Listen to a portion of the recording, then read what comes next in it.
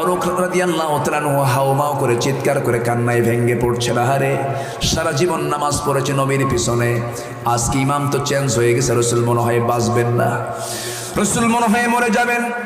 এমন সময় সাহাবীদের কান্নার আওয়াজ নবীর কানে চলে গেছে। রাসূল বলছেন, ওরে আয়েশা, আমার সাহাবীরা কান্দে কেন রে?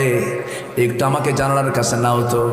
জানালার কাছে নেওয়া হলো, তাকে শক্ত করে ধরে নিয়ে জানালার কাছে যখন না হলো, নবীজি সাহাবে কেরামদের নামাজের দৃশ্যগুলো দেখছিলেন, আর চোখের কোনা বেয়ে বেয়ে টপ টপ করে পানি পড়ছিল।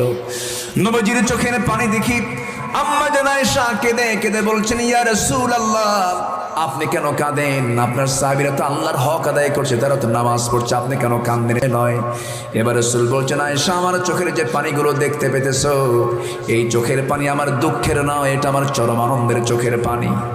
ওরে আয়েশা, এই নামাজ কায়েমের সংগ্রাম করতে গিয়া এই নামাজকে প্রতিষ্ঠা